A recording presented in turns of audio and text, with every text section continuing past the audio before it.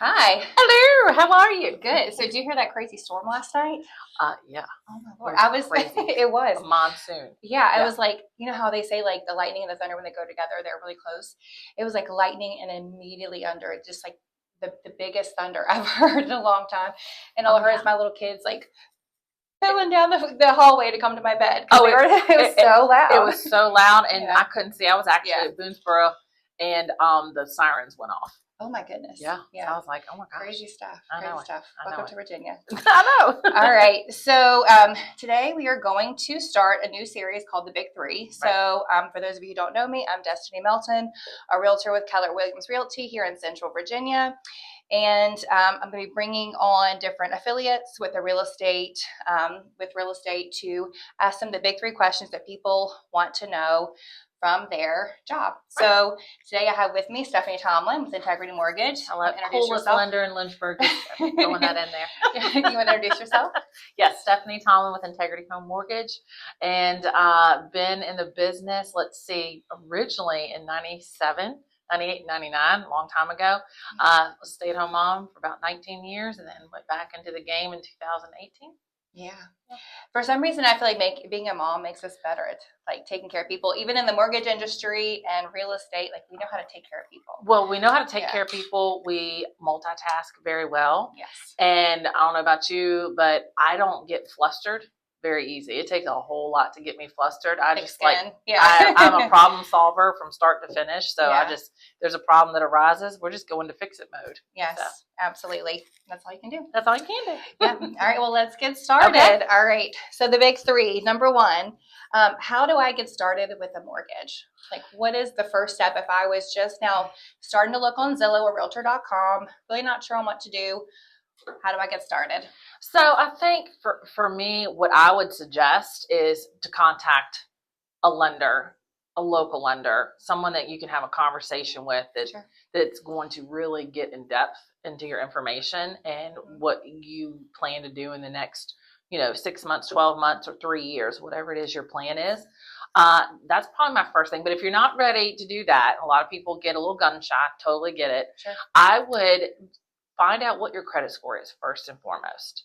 Yeah. And, it's pretty easy to do. They have all kinds of different apps that you can get on and they're free. I would find out what your credit score is and see what it is that says that needs work. And that would be the first thing. Second thing is credit cards are what move your credit score.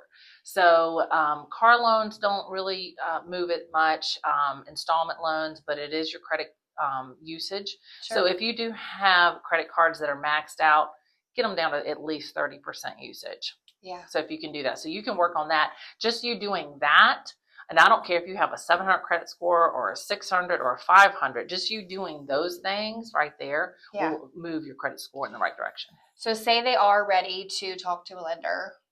What's the benefits of going with like a local lender versus some of the bigger companies? So, okay, more of your big box lenders, they're not licensed, so they don't go through the education that we do, take the testing, and get involved.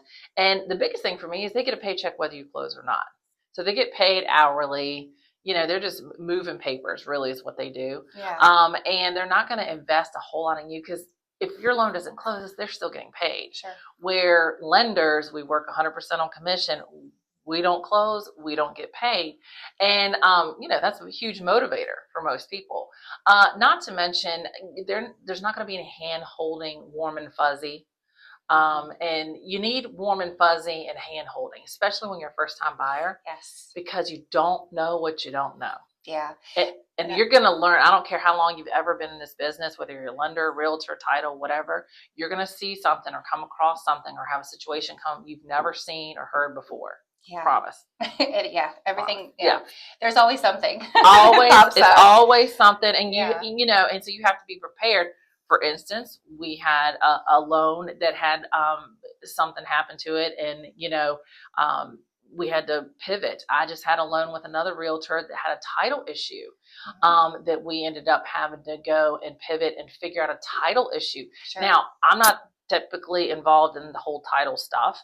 That's usually between title, but they couldn't get it. So it was the realtor, myself, and title. We all had to collab and work Yeah. together to get something fixed. So Yeah, and you won't get that with the No. bigger companies. no, You're not- no, Yeah, and the communication too. Oh yeah, I'm going through that right now with one of those big companies, and I have called, and you know, 3 days later they get back to me, and Right. now we're closing Right. late. And So, you and I know we've talked at 10 Yeah. o'clock at night on the Yeah. phone, you know, on deals that, I mean, sometimes that's what happens. You have to get it done. You have to get it done. Right. Yeah. So, so to recap, so first thing you want to do is find a lender, find a local lender, and there's also like a lot of loan programs that are specific to our area too, Right. that are really important, like USDA and first-time home buyers, the VHDA programs. Anything you want to say on those? Well, for me about that is find a lender that's knowledgeable about all the different programs, and find a lender that you click with, right? Yeah. You know, first impressions are huge, and I say typically sometimes lenders are like CPAs and very robotic and black and white. You know, find someone that's going to really invest in you, invest in your time to take with you, however long that is. If you're going to buy in 2 years, that's cool too. If you're going to buy in 2 months, that's great. But someone who's going to invest and understands different grant programs. Again, it's not cookie cutter. Yeah. It's so individualized. So I can't stress that enough. Kind of go in on getting started. So would you say it's better to go ahead and find out what you're qualified for a mortgage first, or to start looking and going to see houses first? No, see what you're qualified for, because you're going to get agitated. The realtor's going to get agitated. I've had situations where they kind of put the cart before the horse. They go to the realtor. They're looking at $450,000 houses, and they couldn't buy a $120,000 house on their best day. Yeah. So, you know, a lot of time. And then it's very hard to take a client from a $420,000 house to a $120,000 house. There's a lot of disappointment. There's a lot of disappointment, and then they kind of give up. Yeah. They get disappointed and they give up. But if you start them in the right path, and for instance, if a client thinks they can afford 420 but can only afford 120 or 160, have the conversation. This is not your forever home. This is your for now home. Sure. And building equity. And building equity. So those are conversations. Yeah, and just knowing, you know, there's so much power between knowing your monthly payment, what you're comfortable with, and knowing how that equates to your sales price or your loan price, because those things are, you know, they're equal, right, in a way. So it's good to know, so you're comfortable, right, with that. And just because you can make a $2,500 payment, you may not want to make a $2,500 payment. Right. You may want to make a $1,500 payment. Yes. So again, those are conversations that you want to have with your lender, saying, hey, I thank you for approving me for X amount of dollars and taking me to the top of my budget, but I really don't want to go there. Yes. So finding out what people are comfortable with, and then setting realistic goals. Yes. You want a 4-bedroom house with 5 acres, 3 bathrooms, and you don't want to spend but $1,500 a month. That's hard. Not going to happen. I just want to tell everybody out there in La La Land, it's not going to happen. So you got to be realistic and set those expectations. Sure. And some conversations I've had to people who've been extremely stuck in that $1,500, $1,800 price range, like they're not going above it, but then they see the house that they love. It's going to be about $220 more a month. So how I've talked to them about that, let's look in your bank. You look in your bank statement. Look, what are the on there that are pretty much frivolous? So many people have subscriptions to Hulu and Netflix, like tons of different just online subscriptions. Yeah. They hit Starbucks way too many times a week, sometimes 3 or 4 times in a day. You know, those little things add up, and before they know it, there's their $220, sure, which could have meant an extra bathroom, better school district, larger yard, unfinished basement. So anyway, that's funny. Oh, all right. All right, let's get into number 2 of the big 3. So what is the biggest myth that people have within the mortgage industry, or about the mortgage industry? For me, what I see the most, the biggest myth is people thinking that their loan and their experience is just going to be exactly like grandma, grandpa, mama, dad, neighbor, best friend, coworker. Sure. Does not exist, because nobody has the exact same income, same debt, same credit score, same loan type, same house that they're buying, same expectations as anybody else. you are a snowflake. You know, they say a snowflake is, every all snowflake is individual. different. Yes. You are a snowflake when it comes to mortgages. So whatever Joe Blow down the street told you, or your coworker, they did this, this, and this, I guarantee you none of that's going to happen for you. 100%. Sure. So it's always different scenarios. And so don't get in pigeonholed thinking, okay, Susie Q had her loan and went this A, B, and C. Well, yours may be Q, R, P, back to A, then to C. I mean, yours may be all over the place, but you really don't know. So that it would be my number one myth. Yeah. So 100%. just, it's all individual. Individual. Speaking on like credit scores, down payments, and things like that, I know it's not a one size fits all. So what kind of parameters can you give people to kind of expect? So just a general 580 credit score. Of course, FHA has changed that. It's no longer required. We just did a loan that the client did not have a 580 credit score, but we were able to get it to work it. Woo-woo. But there are other factors that have to come into there. You got to have some dollars, right? You got to have some money put away somewhere to offset the credit score. So, but general rule, 580 to 620 is just the general bottom that you can do. Credit scores are like tax brackets. So just because you have a 621 or a 623 is not going to make a difference in your loan. So it's a bracket, you know, so like a 600 to a 640 and 640 to a 680 or 660. So you don't have to have a 580 credit score to qualify. Again, that's going to be a conversation. Talk to your lender, because they're going to look, oh, you have a 565 credit score, but you have $30,000 in your 401k that you could put down the full 3.5%, or even it may take 10% down on an FHA loan to get you qualified because your credit score is lower. And then what I always say is, for myself, we have the ability to rescore you. So we have the ability to basically force the credit bureau to rescore your credit score. For instance, if your credit score is a 560, and I see that if you just pay this $500 credit card down to a $100 balance, I can increase it 26 points, right? Yeah. So and I can typically do that in about a week's time.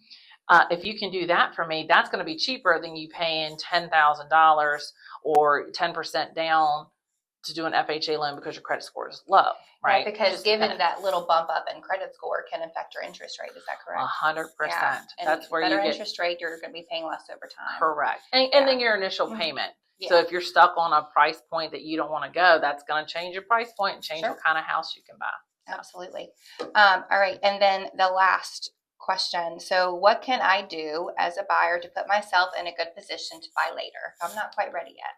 If you're not quite ready, again, get a copy of your credit bureau report, because Credit Karma, some of these things don't show everything. Sure. So get on that. If you have student loans, back taxes, get that taken care of. And when I say taken care of, I don't mean it has to be paid off.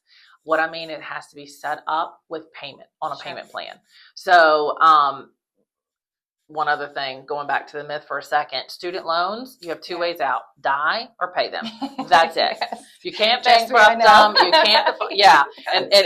And we use those against you. So, and we 100% on every loan, we look at those and they are used against you. So not in a negative way, but we do have to use that debt, whether you're paying it now or not. You will be paying it at some point in the future. So, so I want to go back to that really quick, but that's what I have to say. Okay. Yeah, as far as the credit score, find out what your credit score is. If you're ready to talk to a lender, talk to one. If you're not, the biggest thing is find out what your credit score is and see how much money you have in the bank. And I tell everybody, go through your bank statements. Go through your bank statements, because I promise we are all spending frivolously. See what you can cut out, and then maybe challenge yourself. If you think you can make a $1,300 a month mortgage payment easily, challenge yourself to put back $1,300 a month.